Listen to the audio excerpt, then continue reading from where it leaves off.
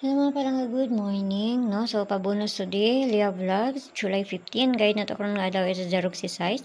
Pwede na Xerox, pwede na i-size, pwede ninyo ubanan, kaya usay mag-uban po na sila. Pwede mo mag 2-0 size, 4-0 size, usay kakuha ninyo, no? Pwede po mo mag 5-0 size, or ang pabali niya.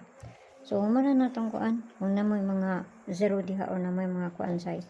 So, ang pabonus ito gahapon is C907, or ang babali niya. Pwede po mo mag-uno, niya, no? So, kana. So, ato araman po nang gikuan itong base pa na to ganiha, no? So, mao nang pabonus sa to. So, ang na to ko nga adlaw kani. Ito ara nang gikuan sa itong pabonus gapon, no?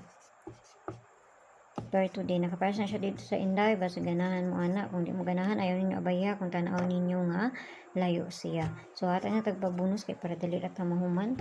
Kung tanag musubay ni. Hindi ni musubay ron. Nahawa. So, tayo mahimo. Okay, so ang pabonus sa ito karong adlaw si 385.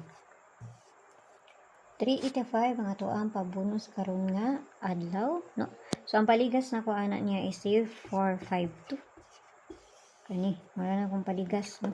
May bahala na kung ganahan mo anak, no? So, nara na sa inyo. So, kanara kay mo rin na diri sa kuha og ayaw kay mo pagpalabi, no? So, kanara, may na diri sa kuha ba?